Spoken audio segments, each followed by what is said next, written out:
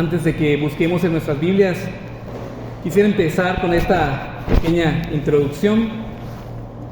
Hoy es un día que todos sabemos que está pasando a nivel nacional.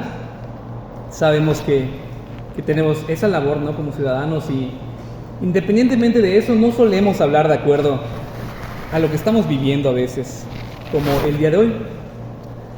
Así que el tema va a parecer que se relaciona con el asunto. Sin embargo, no pienso enfocarme en eso.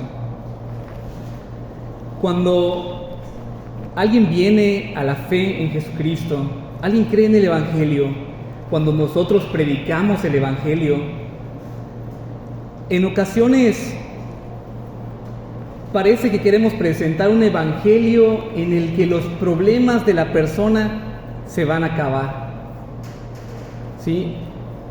Hay personas que desgraciadamente predican de esta manera el Evangelio, invitando a las personas a que si vienen a Cristo, sus problemas se van a solucionar, la enfermedad se va a ir, el dinero va a llegar, como alguien dijo, los contratos van a ser firmados, la empresa va a venir y te va a proponer un mejor puesto. Y aunque estas cosas pudieran llegar a pasar, ese no es el fin del Evangelio. Y gloria a Dios, ustedes lo saben. Todo lo contrario. Debemos de decir que la prueba va a llegar, que la aflicción va a llegar a nuestra vida, que la enfermedad va a llegar, que los cristianos se enferman, que los cristianos mueren, que los cristianos pasan crisis económicas y todo tipo de problemas, circunstancia, angustia, tribulación. Tanto así que nuestro Señor Jesucristo vivió aflicción. Nuestro Señor Jesucristo vivió persecución, vivió esas angustias.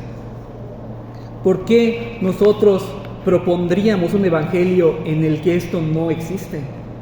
No puede ser así. Pero hay una gran diferencia para el que ahora cree en Jesucristo, que en medio de estas circunstancias, Cristo lo sostiene.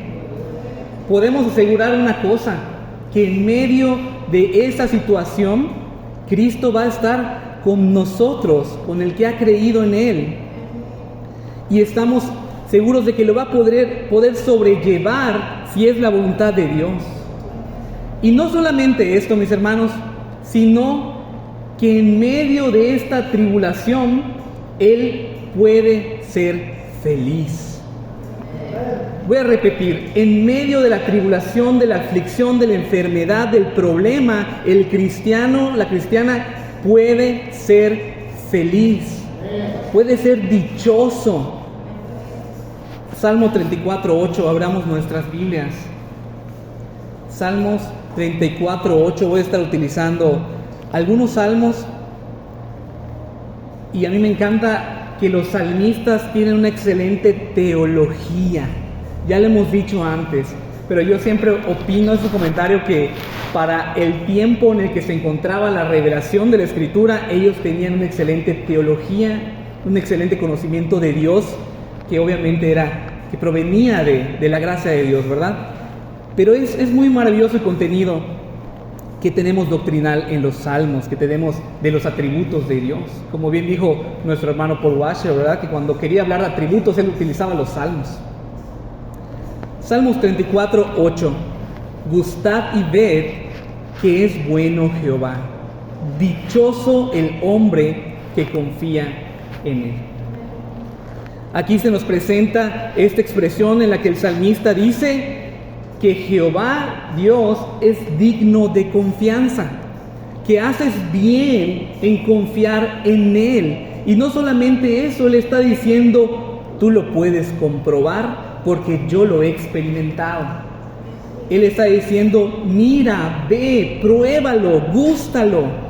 En la versión de las Américas dice, probad y ved que esto es real, que si tú confías en Él, no serás avergonzado, como más adelante lo dice. Así que vamos a estar hablando acerca de esta expresión, dichoso el hombre que confía en Él. En otras palabras, bienaventurado el hombre que confía en Él. En otras palabras, feliz el hombre o la mujer que confía en el Señor. Y vamos a contestar dos preguntas, vamos a dividirnos en dos partes esta enseñanza. Pregunta número 1, ¿cómo es el carácter del hombre o la mujer que confía en el Señor? ¿Qué es lo que hace de tal forma que confía en el Señor? Y la parte 2, ¿por qué este hombre es dichoso? ¿En qué se fundamenta su dicha? ¿Sí? ¿En qué se argumenta su felicidad? Así que vayamos a la primera parte. ¿Cómo es el hombre, cómo es la mujer que confía en el Señor? En primer lugar, mis hermanos, hermanas, una persona que confía en el Señor es una persona que es consciente, que conoce quién es Dios, por lo cual lo alaba. Es consciente de quién es Dios, de cómo es Dios, de cómo es su carácter, cuáles son sus atributos. Dice el Salmo 34, versículo 1 al 3. Bendeciré a Jehová en todo tiempo. Su alabanza estará de continuo en mi boca. En Jehová se gloriará mi alma. Lo oirán los mansos y se alegrarán. Engrandeced a Jehová conmigo y exaltemos a su nombre. Damos por sentado que el salmista conoce al Señor, por lo cual él dice: Él es digno de mi alabanza. Él es grande, Él es poderoso, Él es santo, Él es justo, Él es autosuficiente, Él es soberano, Él es el creador y el rey de todas las cosas. De tal forma que como esta persona que confía en el Señor conoce quién y cómo es el Señor, lo alaba en todo tiempo. Así que, a pesar de las circunstancias difíciles, adversas, o en las circunstancias más favorables para su vida, lo alaba. ¿Qué estoy diciendo? Hay personas que alaban a Dios solamente cuando les va bien. Cuando llega la situación adversa, se apartan. Yo creo que todos hemos escuchado: yo iba a la iglesia, pero me aparté. Pues qué bueno que dijo que iba a la iglesia, ¿verdad? Porque es lo único que hacía. Solo iba a la iglesia. Se apartó porque no conocía quién era el Señor. Se apartó porque para él no había nada más allá de lo que podía ver y podía oír en lo que se hacía en la iglesia. Eso es algo que suele pasar. Pero una persona que conoce al Señor no se aparta del culto congregacional, no se aparta de los hermanos, no se aparta del Señor porque llega la prueba y llega la aflicción. En otras palabras, el que confía en Dios le alaba independientemente de las circunstancias. Sabemos que el rey David no estaba pasando las mejores circunstancias cuando él escribía los salmos. El rey David escribió salmos cuando estaba siendo perseguido por Saúl. Escribió salmos cuando había sido perseguido por los filisteos. Escribió salmos cuando había sido perseguido de muerte, en peligro de muerte. Él puede escribir: bendeciré a Jehová en todo tiempo. Pero no solamente en el Antiguo Testamento tenemos ejemplos de nuestros hermanos que alabaron a Dios en todo tiempo. Vamos a Hechos 16, del 22 al 25. Hechos 16, del 22 al 25, dice: y se agolpó el pueblo contra ellos, y los magistrados, rasgándoles las ropas, ordenaron azotarles con varas. Después de haberles azotado mucho, los echaron en la cárcel, mandando al carcelero que los guardase con seguridad, el cual, recibido este mandato, les metió en el calabozo de más adentro y les aseguró los pies en el cepo. Pero a medianoche, orando Pablo y Silas, cantaban himnos a Dios y los presos los oían. Estos dos ministros, ¿verdad?, que estaban predicando, Pablo y Silas, habían sido azotados, dice la Escritura, que mucho, por causa del Evangelio. Nosotros ni siquiera padecemos persecución por causa del Evangelio, pero en nuestro más mínimo problema o prueba nos caemos, nos decaemos, caemos en angustia, caemos en tristeza. Pero estos estaban padeciendo persecución, aflicción por causa del Evangelio. Y vamos a ver más adelante que bienaventurados los que por mi causa padecen persecución en las bienaventuranzas. Así que en medio de esta prueba, ellos están alabando a Dios. Están alabando a Dios. Se sabe, ¿verdad?, que el apóstol Pablo escribió cartas cuando estaba en la cárcel, no solamente en esta, cuando estaba en otras cárceles también, a lo largo de su ministerio. Mateo 5, 10, 11, bienaventurados los que padecen persecución por causa de la justicia, porque de ellos es el reino de los cielos. Bienaventurados sois cuando por mi causa os vituperen y os persigan y digan toda clase de mal contra vosotros mintiendo. Primeramente dice el versículo 10, bienaventurados los que padecen persecución por hacer justicia, por hacer lo correcto. Cuando nuestro valor, principio cristiano, mandamiento de Dios, lo ponemos primero y padecemos persecución. Y después dice aún más, cuando por mi causa, cuando por hacer lo que yo te he mandado padeces persecución. Hermanos, lo venía hablando con el hermano Jorge hace un momento. Estamos tan cómodos que ni siquiera teniendo peligro de persecución, ni aún así hacemos lo que debemos hacer. No sé si me estoy explicando. Ni siquiera teniendo peligros de ser perseguidos, no lo hacemos aún así tanto como deberíamos. Yo sé que lo hacemos, pero no tanto como deberíamos.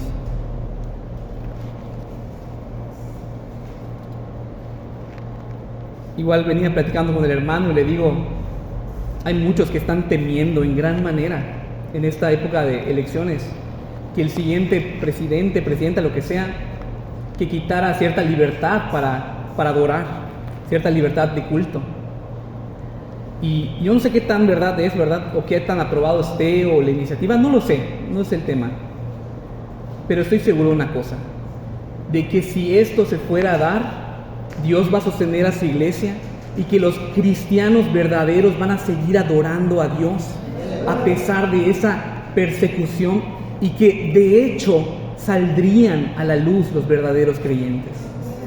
La iglesia sería aprobada y los que no son iglesia van a desaparecer. Y el día que hay un policía en la puerta, solamente van a llegar los verdaderos cristianos. Igual y no llega nadie, no lo sabemos.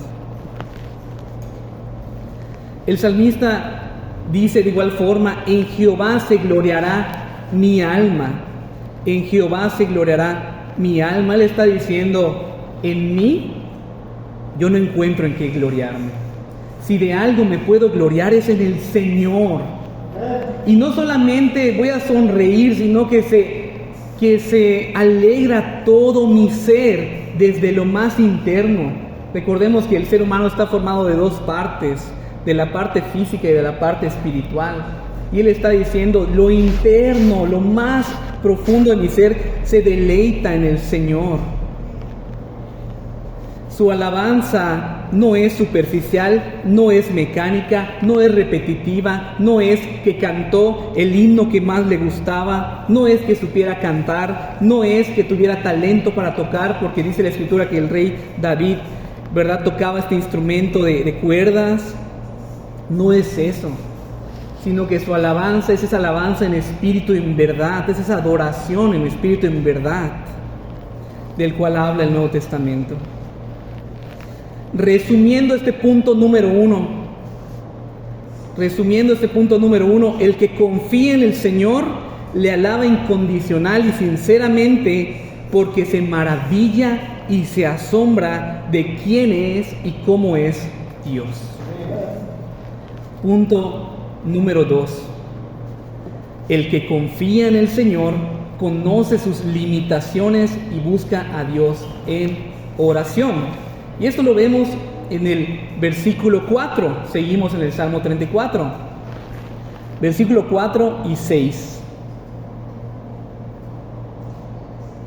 Busqué a Jehová y Él me oyó y me libró de todos mis temores. Versículo 6. Este pobre clamó y le oyó Jehová y lo libró de todas sus angustias. Pero nadie busca a Dios, hermano. No es lo que está diciendo aquí el salmista, ¿verdad? No es la idea de Romanos 3. Lo que está diciendo el salmista es: acudí al Señor en medio de mi tribulación. Él me oyó. Este pobre clamó, se presenta delante de Dios con ese corazón contrito y humillado. Este pobre que no tiene con qué presentarse delante de ti, se presenta así como lo que es, como un pobre en espíritu.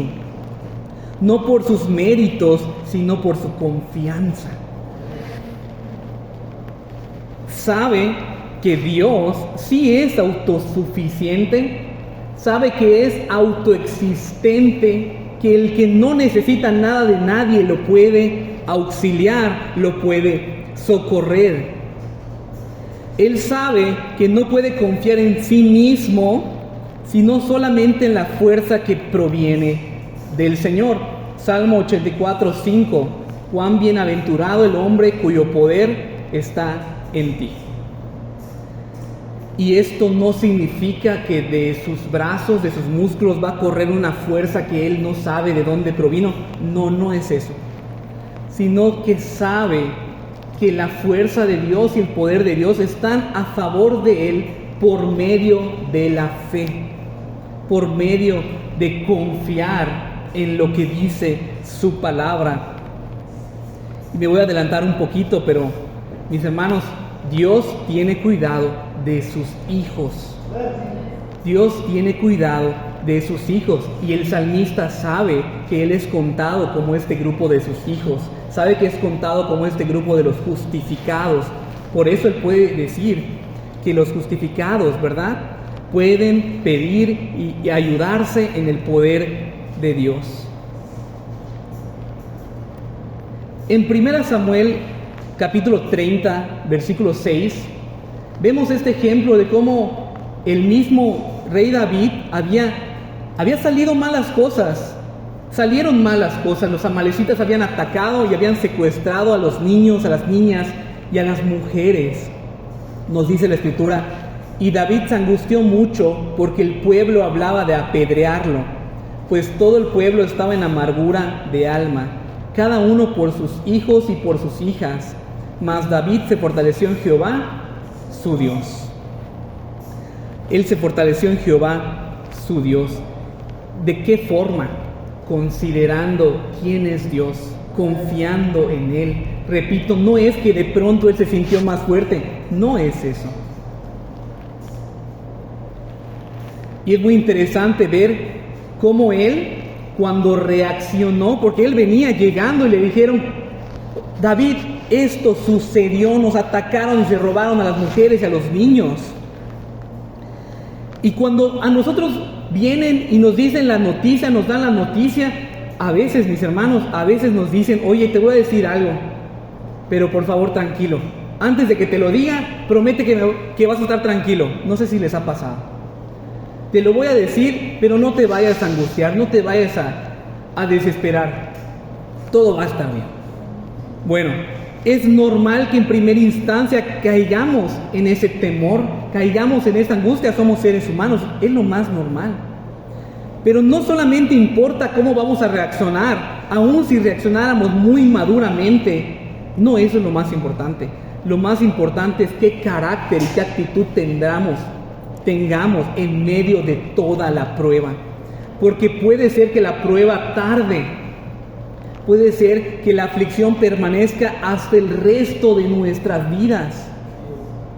Dice el apóstol Pablo: 3 veces he pedido que me quite este aguijón, pero no he tenido la respuesta que yo quiero, sino que Él me ha dicho: bástate mi gracia.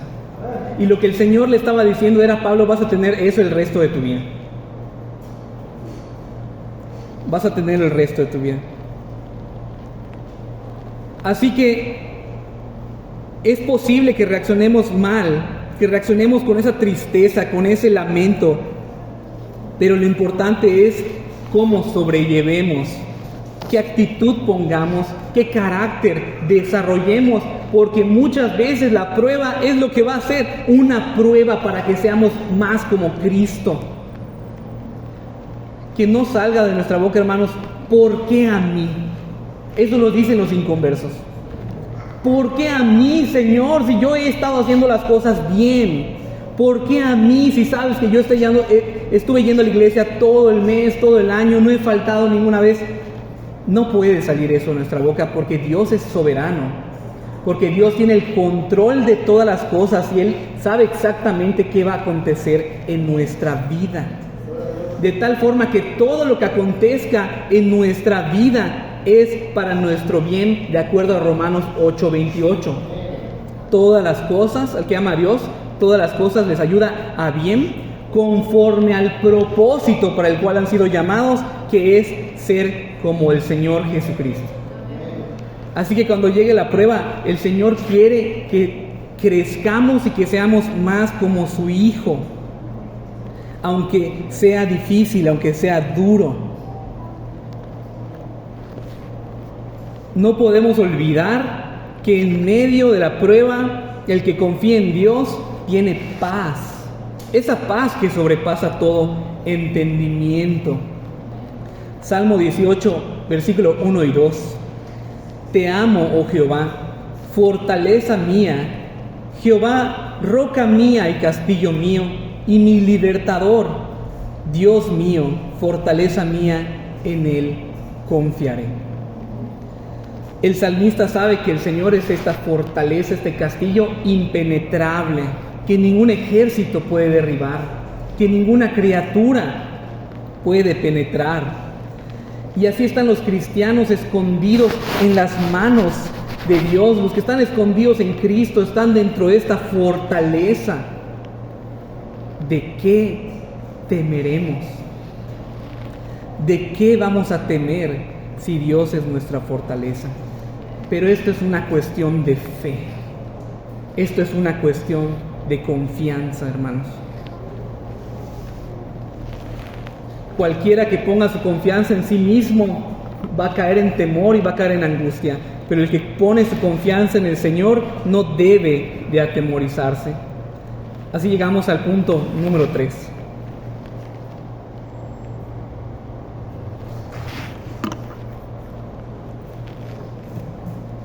En tercer lugar, el que confía en el Señor vive una vida de obediencia a su palabra, a sus mandamientos, a sus estatutos. Y en primera instancia, cuando hablamos de confianza en el Señor, no pensamos en obediencia. No es lo primero que se nos viene a la mente. Pero la Escritura nos deja en claro que la confianza en Dios y la obediencia son cosas que van de la mano.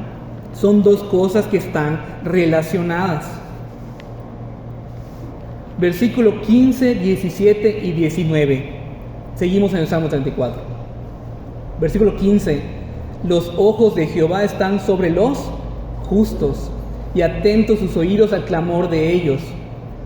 17. Claman los justos, y Jehová oye, y los libra de todas sus angustias.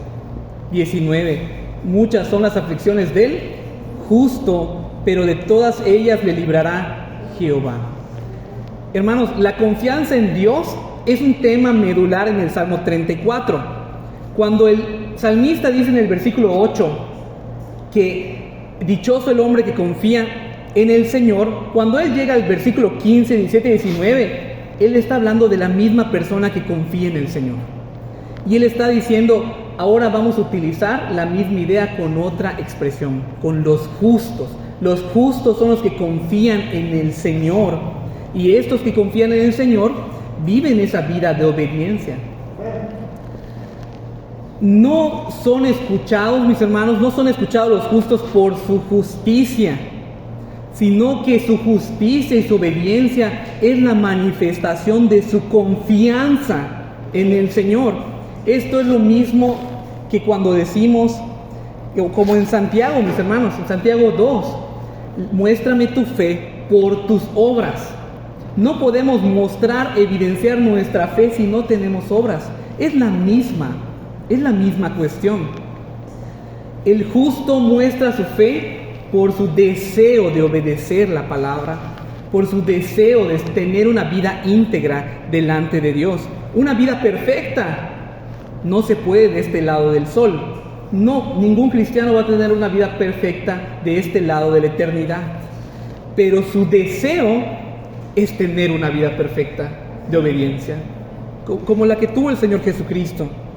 Pero sabemos que no se logrará en esta vida. Y aquí haciendo un énfasis, versículo 19, muchas son las aflicciones del justo. Aunque estemos en Cristo, aunque seamos justificados, vendrán las aflicciones. Y Dios libra a este grupo de personas que son los justificados, que son los justos, por esa confianza que ellos tienen en Él. Hay una gran diferencia entre decir que confiamos en Dios a manifestar por medio de nuestras obras que sí confiamos en Dios. Y es una diferencia muy notable. Es una diferencia muy notable. Porque el que no es íntegro en sus caminos demuestra que no confía, y no solamente que no confía, que no conoce ni cree en el Señor. Tenemos otro pasaje, Salmo 64:10.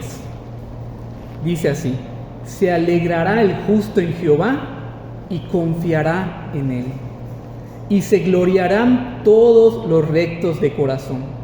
Aquí de nuevo el salmista une estas dos ideas. El justo confía en el Señor.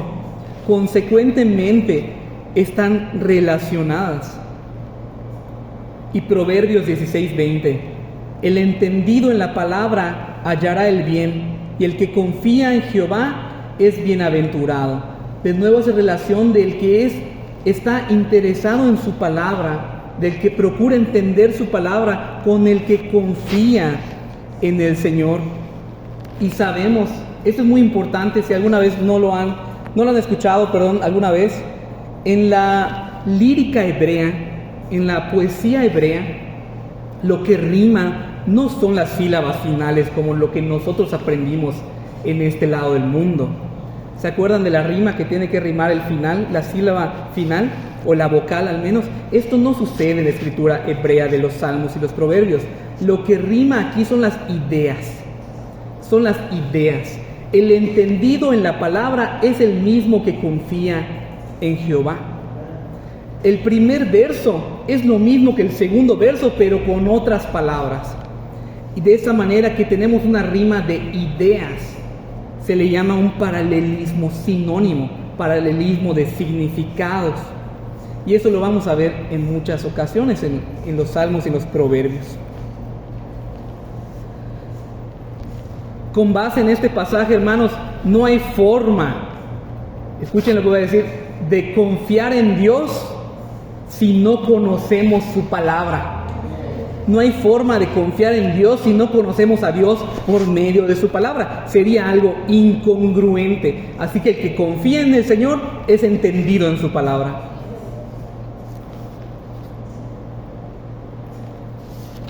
Y llegamos en cuarto lugar, al cuarto punto, de esta persona que confía en el Señor, ¿cómo se describe? Y en cuarto lugar, la persona que confía en el Señor valora el culto congregacional. Valora el culto congregacional. Sabe dentro de él que tiene una gran importancia congregarse y alabar a Dios con sus hermanos y hermanas.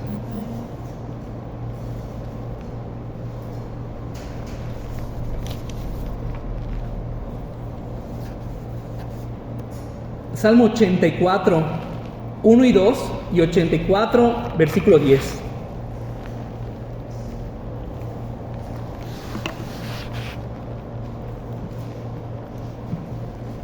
Cuán amables son tus moradas, oh Jehová de los ejércitos. Anhela mi alma y aún ardientemente desea los atrios de Jehová. Mi corazón y mi carne cantan al Dios vivo. Porque mejor es un día en tus atrios que 1000 fuera de ellos. Escogería antes estar a la puerta de la casa de mi Dios que habitar en moradas de maldad. Hermanos, el que confía en Dios valora la comunión con Dios. Pero no solamente la comunión con Dios, sino la comunión con sus hermanos. Y decía el que oraba, se nos hace difícil a veces leer, se nos hace difícil a veces asistir a la iglesia. ¿Cómo que estamos en lo más básico? Estamos tronados. Es algo, estamos luchando con las cosas más básicas. Y yo les decía hace un momento, ni siquiera caemos en persecución y estamos como dormidos. La iglesia está como dormida en un letargo. Entonces, realmente, ¿qué tanto nos interesa congregarnos? Es un indicador de qué tanto confiamos en Dios. No es el único indicador, pero es uno de los tantos indicadores de que tenemos confianza en el Señor. Y yo sé que aquí el salmista está hablando del templo, del antiguo sistema de culto y ritos y ceremonias. Y tal vez salga el reformado y me diga, oye, pero hoy en día no es igual. Bueno, yo creo que yo soy ese reformado porque yo soy el que siempre estoy hablando de esto. De que no es lo mismo el templo de antes con el templo de ahora. No es lo mismo. Pero estoy seguro de una cosa, estamos convencidos aquí en la iglesia de que cuando se hace esta convocación a los santos, el domingo o el miércoles, y nos reunimos, la presencia de Dios está en medio de nosotros. Pero no solamente en medio de nosotros, está en nosotros, porque cada uno de los creyentes es el templo del Espíritu Santo. Entonces, lo que yo estoy aquí enfatizando no es que ellos iban al templo y nosotros venimos en este edificio. No eso es lo que estoy enfatizando. Estoy enfatizando el deseo de alabar a Dios con sus hermanos, de la forma que Dios ha establecido. De la forma que Dios ha establecido, de una manera genuina. Porque el salmista sabe que ir sin el corazón contrito, sin el corazón humillado, no hace nada. Aunque llegara con el mejor becerro, con el mejor cordero, no llegaría esa ofrenda a la presencia de Dios. Pero nosotros en Cristo, para el que ha creído, y yo creo que yo digo mucho esta frase, pero me encanta, de que en Cristo, por medio de la fe, hemos sido acercados a Dios tanto como podríamos haber sido acercados a Él. ¿Qué es lo que quiero decir? No estamos en su presencia plena hoy en día, porque no podemos todavía. Pero en Cristo hemos sido acercados al trono de la gracia. No hemos sido acercados a su presencia. Claro que sí. Y no hemos sido acercados más de lo que podemos. Repito, si pudiéramos estaríamos en la misma presencia de Dios, pero todavía no es el momento. Decía nuestro hermano Spurgeon en su tiempo, decía que algunos había que arrastrarlos a la iglesia, hay que obligarlos, hay que jalarlos de la ropa. Pero aquí David está diciendo que la campana que sonaba desde el campanario no estaba en el edificio, estaba en su corazón. Que desde su corazón repicaba esa campana diciéndole, anda a adorar con tus hermanos, anda a adorar al lugar que Dios ha establecido, donde su presencia es especial. Nadie lo tenía que obligar a ir al templo o a la iglesia. Él llevaba la campana en su propio pecho. Así debería ser un creyente. El papel de la iglesia local para un creyente es importante, es central. Porque cuando yo voy a la iglesia, voy a mi iglesia local, convivo con aquellas personas por quienes Cristo murió.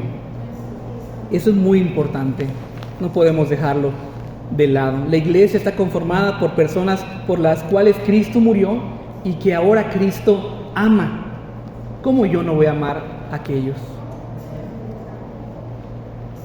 No debemos venir a la congregación por compromiso o por obligación. No puedes obligar a nadie a deleitarse en Dios.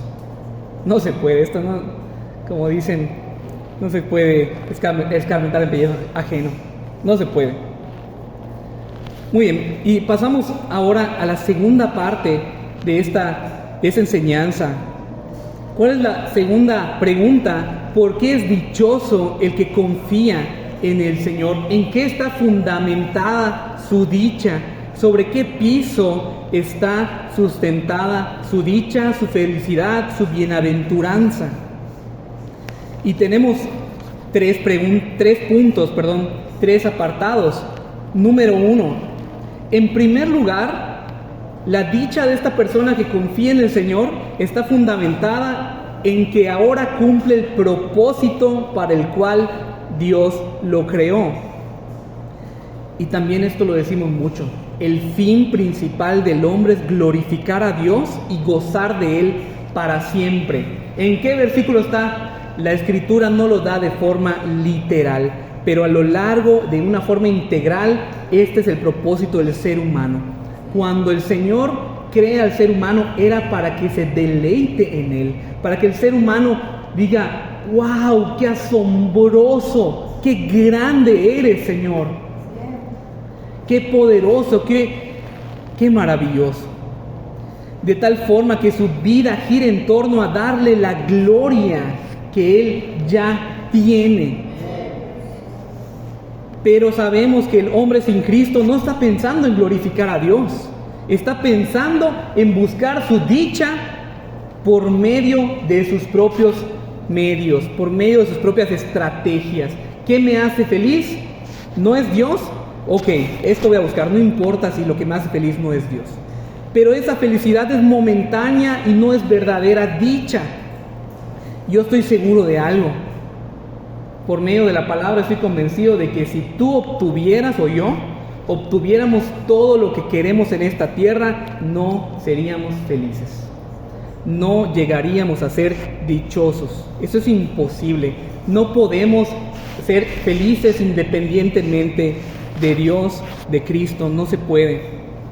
Aunque el ser humano cree que tiene derecho de ser feliz y la cultura y Hollywood nos dicen que vinimos a este mundo para ser felices, eso es una gran mentira y no puede pasar por nuestra mente. De hecho, eso es psicología. Eso es psicología. Tú mereces ser feliz. Cuando Dios crea al hombre, no está pensando en que él tiene que ser feliz a expensas del mismo Dios, sino que por medio de cumplir el propósito de glorificarle, la felicidad llegará como un resultado de hacer por lo que fue creado. Entonces, ¿el cristiano va a ser feliz? Sí, eso se trata también ese tema, ¿verdad? Dichoso el hombre que en ti confía. Sí va a ser feliz, pero como resultado de hacer la voluntad de Dios.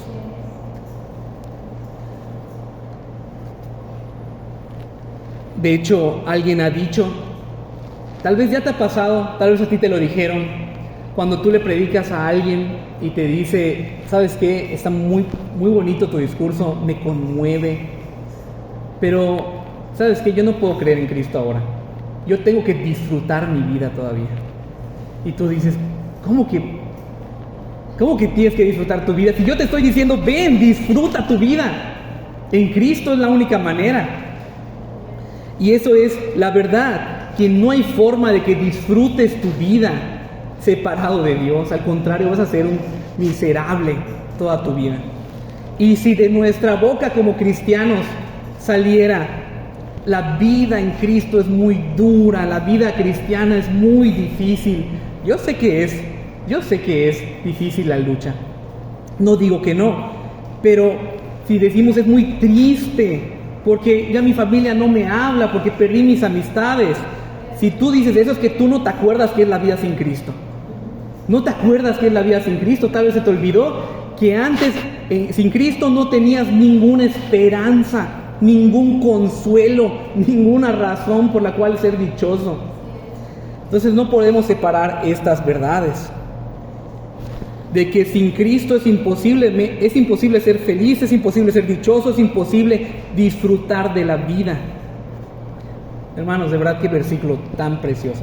Salmos 16:11. Me mostrarás la senda de la vida. En tu presencia hay plenitud de gozo. delicias a tu diestra para siempre. ¿Hay en otro lugar esta plenitud de gozo? ¿Hay en otro lugar delicias para siempre? No lo hay. Y en este mundo no lo hay.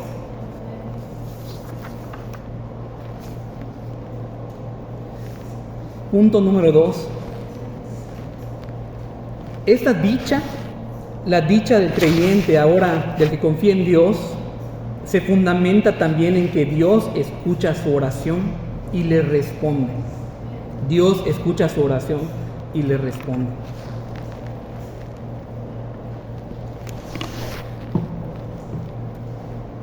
Habíamos dicho que Él acude al Señor y dice: busqué al Señor, acudí al Señor y Él me oyó y me libró de todos mis temores. Y en primera instancia esto suena normal, ¿verdad? Suena simple, suena como sí, bueno, oré.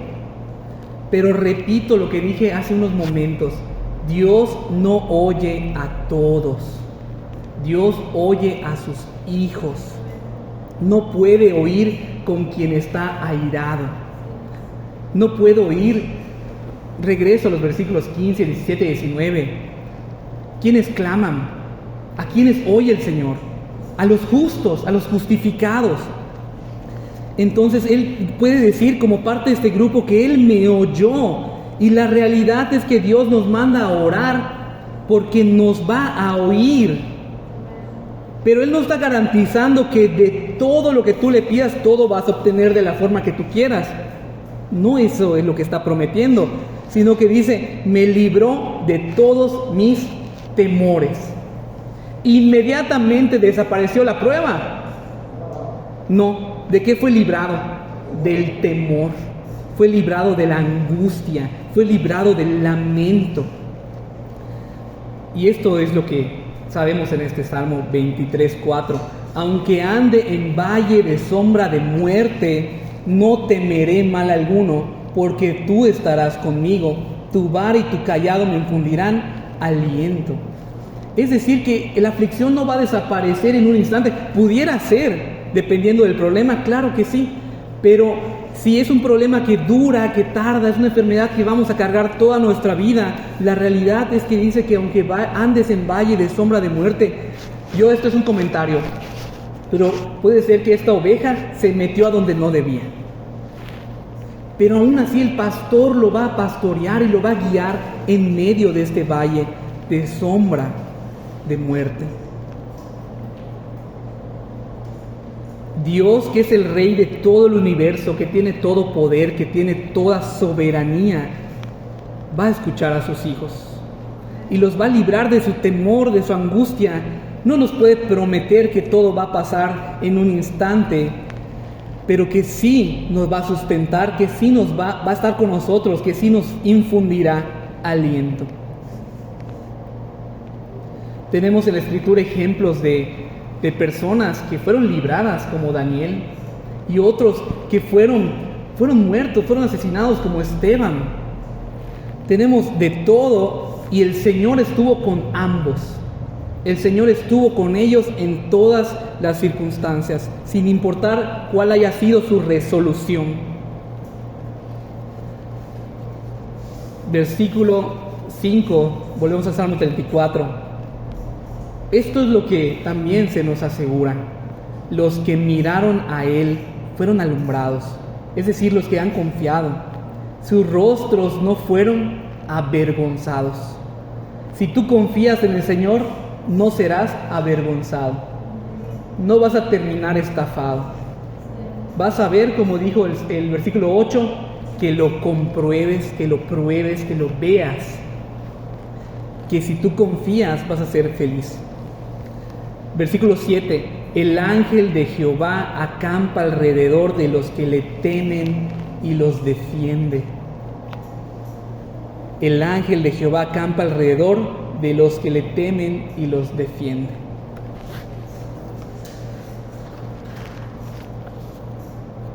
Primera de Pedro 5:7: echando sobre toda vuestra ansiedad sobre Él, porque Él tiene cuidado de vosotros.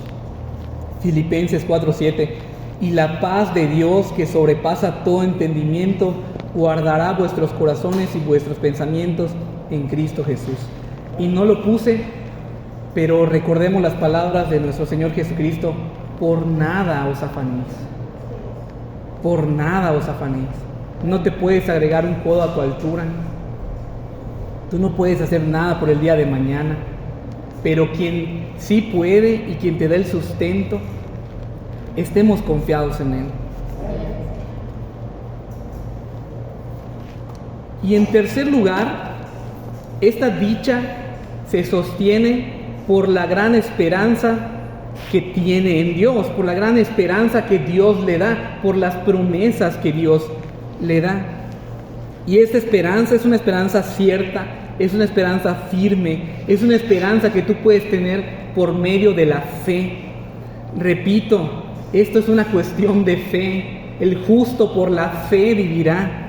Tú no te despiertas con un sentimiento como, wow, qué ganas tengo de ir a la iglesia. Y si te despiertas así, gloria a Dios, pero hay veces que no. Hay veces que nos despertamos cansados, hay veces que estamos en medio de la prueba y tenemos angustia. Pero realmente esto es una cuestión de fe. Salmo 34, 22. Primero, esta esperanza es una esperanza de que no seremos condenados. Jehová redime el alma de sus siervos y no serán condenados cuantos en Él confían. No serán condenados.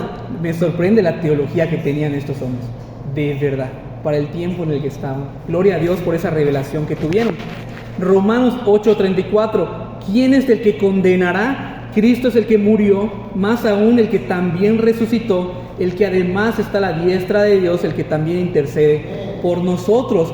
No lo puse, pero Romanos 8:1. Ahora pues ninguna condenación hay para los que están en Cristo Jesús, los que no andan conforme a la carne, sino conforme al Espíritu. Y si eso no te da dicha, no eres creyente, lo siento. Lo siento. Si esto no te da dicha, no has conocido al Señor. Salmos 84:7. Tienen la esperanza de que verán a Dios. Irán de poder en poder, verán a Dios en Sion. Y esta es otra promesa que tienen los que han confiado en que se encontrarán con su Señor, en que le veremos tal día cara a cara, veremos como Él es y estaremos con Él para siempre. Pero sabemos que hay algunas personas, todos quieren ir al cielo, pero no quieren vivir aquí como vamos a vivir allá, glorificando a Dios, gozando de Él.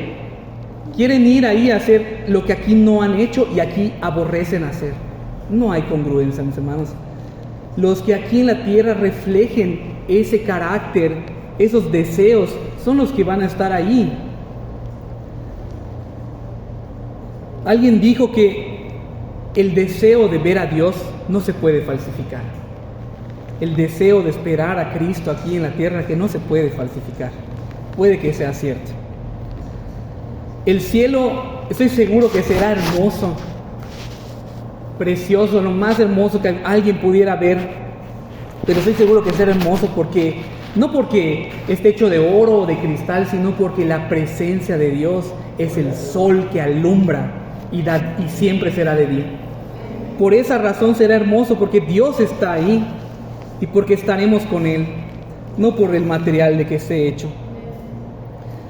En conclusión, ahí terminan los puntos, pero concluyendo, el énfasis de esta enseñanza es que tiene que haber dicha en nuestra vida. A pesar de las pruebas, si confiamos en Dios, va a existir dicha. Yo no creo, a la luz de la palabra, no creo que los cristianos amargados existan. No lo creo. La salvación en Cristo que nadie nos puede quitar, como cantamos, por lo cual estoy seguro de que ni la muerte, ni la vida, ni ángeles, ni principados, ni lo presente, ni lo porvenir, ni lo alto, ni lo profundo, ninguna criatura nos podrá separar del amor de Dios, que es en Cristo Jesús. Todos los males de los cuales el Señor nos ha librado cuando no estábamos en Cristo y aún ahora que estamos en Cristo, que Él nos sostiene y nos ha sostenido siempre, que Él nos sostendrá, que Él terminará la buena obra hasta el día de Cristo Jesús, que en el juicio no seremos condenados, que veremos cara a cara al Señor, no son suficientes razones para tener dicha en esta vida. Claro que sí.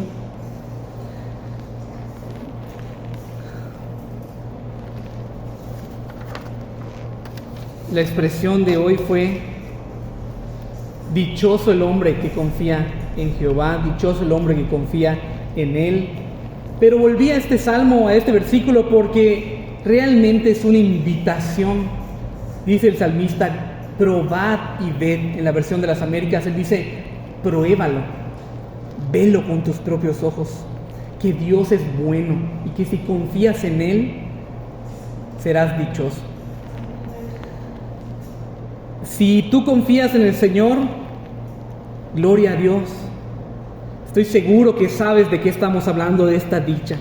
Pero si aún no confías, no has puesto tu fe, tu esperanza en el Señor, la invitación es a que te arrepientas y creas en el Evangelio de Jesucristo, de que su muerte sustitutiva y su obediencia perfecta te pueden dar la salvación que tú nunca podrás ganar por tus propias cuentas, por tus propias obras. Cree en el Señor y te aseguramos, no solo yo, que tu vida va a cambiar. Va a cambiar para bien, porque en medio de la prueba el Señor va a estar contigo. Vamos a ponernos de pie.